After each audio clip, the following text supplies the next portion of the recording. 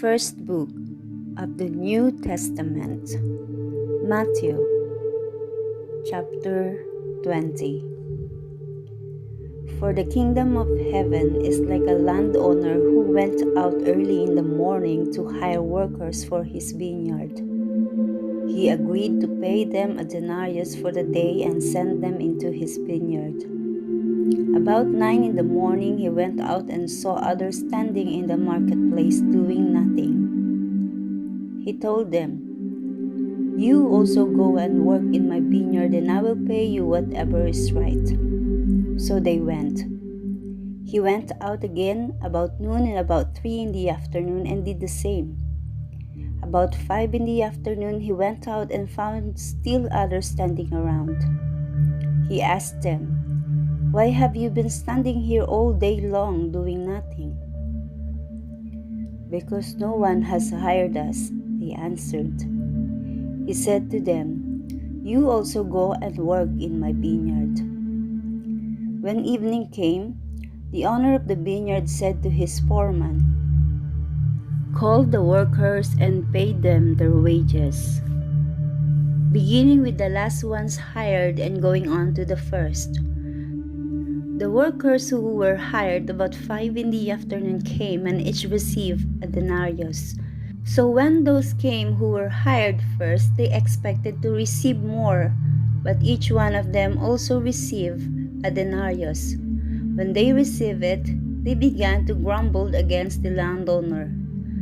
"These who were hired last work only 1 hour," they said, "and you have made them equal to us who have borne the burden of the work and the heat of the day."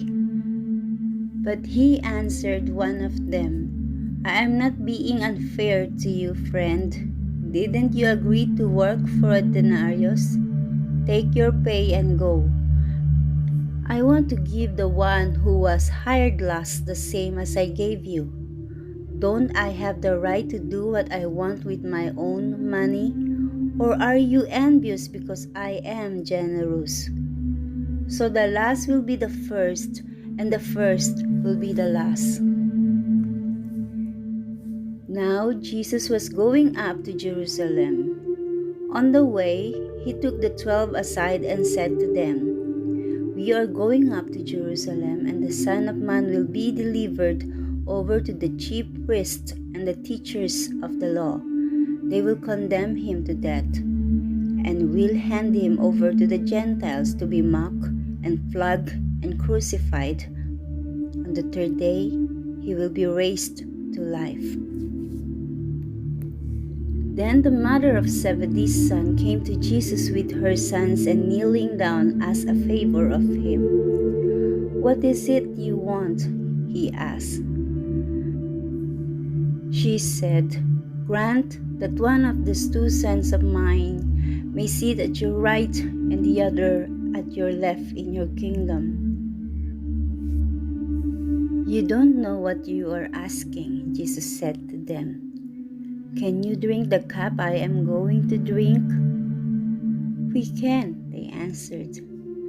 Jesus said to them, "You will indeed drink from my cup, but to sit at my right or left is not for me to grant. These places belong to those for whom they have been prepared by my Father." When the 10 heard about this, they were indignant with the 2 brothers. Jesus called them together and said, "You know that the rulers of the Gentiles lord it over them, and their high officials exercise authority over them. Not so with you. Instead, whoever wants to become great among you must be your servant, and whoever wants to be the first must be your slave. Just as the Son of Man did not come to be served, but to serve, and to give his life as a ransom for many." As Jesus and his disciples were leaving Jericho, a large crowd followed him. 2 blind men were sitting by the roadside, and when they heard that Jesus was going by, they shouted, "Lord, Son of David, have mercy on us." The crowd rebuked them and told them to be quiet, but they shouted all the louder, "Lord, Son of David, have mercy on us!" Jesus stopped and called them. "What do you want me to do for you?" he asked. "Lord," they answered, "we want our sight." Jesus had compassion on them and touched their eyes. Immediately, they received their sight and followed